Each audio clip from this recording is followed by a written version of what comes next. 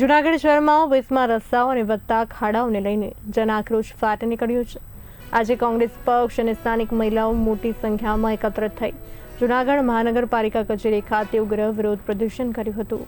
વિરોધ દરમિયાન નાગરિકોએ મનપા કમિશનરને રજૂઆત કરી હતી કે રસ્તાઓનું યોગ્ય સમારકામ ન થાય ત્યાં સુધી નાગરિકો પાસેથી ટેક્સ વસૂલવો બંધ કરવામાં આવે। આંદોલનકારીઓએ અનોખા વિરોધ રૂપે મનપા કચેરીમાં બેસીને રામધૂન પણ કરી હતી અને સૂત્રોચ્ચાર સાથે તંત્ર સામે રોષ વ્યક્ત કર્યો। પ્રમુખ, આજે આપ જોઈ શકો છો કે જૂનાગઢમાં ગઈકાલથી જે માત્ર 2-3 ઇંચ વરસાદ પડ્યો અને જૂનાગઢમાં જળબંબાકાર જેવી સ્થિતિ થઈ ગઈ। આદિત્યનગર અને એવા ઘણા ખરા વિસ્તારમાં વરસાદી પાણી ભૂગર્ભ ગટરમાં જવાના બદલે લોકોના ઘરમાં ઘૂસી ગયા। આજે કોઈ પણ જાતના મોનિટરિંગ વગર જે કામગીરી થઈ છે, ભૂગર્ભ ગટરનું છેલ્લા 3-4 વર્ષથી કામ ચાલે છે, એમાં કોઈ પણ એન્જિનિયર, કોઈ પણ અધિકારી કે પદાધિકારીનું મોનિટરિંગ નથી, જેને લીધે બેફામ ભ્રષ્ટાચાર થાય છે। નબળી કામગીરીને લીધે જ આજે જૂનાગઢની આ હાલાકી થઈ છે। એમાં સ્પષ્ટપણે માની શકાય કે અધિકારી અને કોન્ટ્રાક્ટરની મિલીભગતથી જ આ શક્ય છે। છેલ્લા 24 કલાકથી જૂનાગઢ શહેરમાં 20માં રસ્તાઓને વધતા ખાડાને લઈને લોકોમાં ભારે રોષની લાગણી છે। કોંગ્રેસ પક્ષ અને સ્થાનિક મહિલાઓ મોટી સંખ્યામાં ભેગા થયા હતા અને જૂનાગઢ મહાનગરપાલિકા કચેરી ખાતે ઉગ્ર વિરોધ પ્રદર્શન કર્યું હતું। આ સાથે વધુ માહિતી આપવા માટે અમારા સંવાદદાતા કૃતાર્થ વૈષ્ણવ જોડાઈ ચૂક્યા છે। કૃતાર્થજી, જે પ્રમાણે જૂનાગઢ શહેરમાં 20માં રસ્તાઓ અને વધતા ખાડોને લઈને લોકોમાં રોષ છે, કેવા પ્રકારની પરિસ્થિતિ છે જૂનાગઢમાં?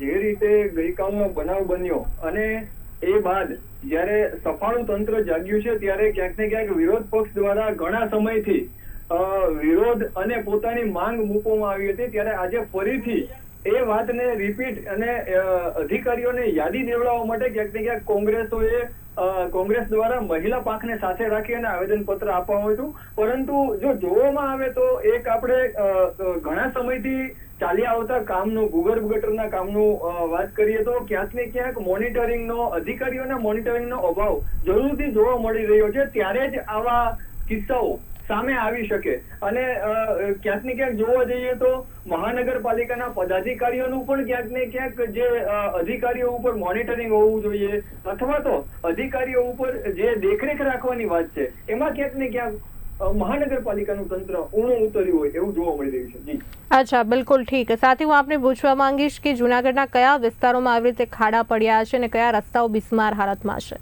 હા, જરૂરથી જણાવી દઉં કે જૂનાગઢના ઓગળ વિસ્તાર હોય, ઓજી વિસ્તાર હોય અથવા તો કહીએ તો ધરારનગર વિસ્તાર છે, આવા જે જૂનાગઢ સિટીના મધ્ય નહીં પરંતુ જે ફરતો વિસ્તાર છે શહેરનો, એમાં જરૂરથી રોડ ખોદ્યા બાદ ચોમાસા આવી ગયું હોવાથી ક્યાંક ને ક્યાંક કામ પૂર્ણ ન થઈ શકવાથી ક્યાંક ને ક્યાંક આ વસ્તુ જોવા મળી રહી છે। જી અચ્છા, બિલકુલ ઠીક। જ્યારે કોંગ્રેસ પક્ષ અને સાથે જે પ્રમાણે મહિલાઓ દ્વારા, લોકો દ્વારા ઉગ્ર રોષ ઠાલવવામાં આવ્યો હતો, આવેદનપત્ર આપવામાં આવ્યું હતું, ત્યારે મનપા કમિશનર દ્વારા કેવા પ્રકારનો જવાબ આપવામાં આવ્યો?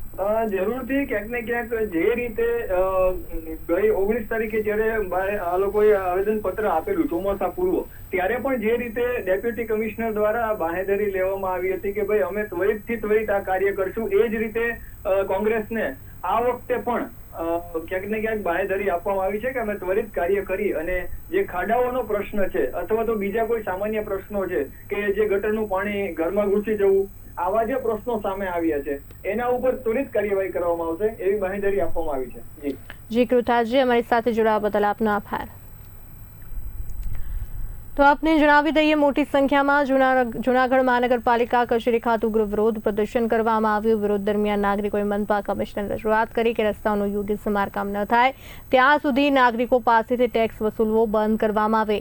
આંદોલનકારીઓએ અનોખા વિરોધ રૂપે મનપા કચેરીમાં બેસીને રામધૂન પણ કરી હતી અને સૂત્રોચ્ચાર સાથે તંત્ર સામે રોષ વ્યક્ત કર્યો।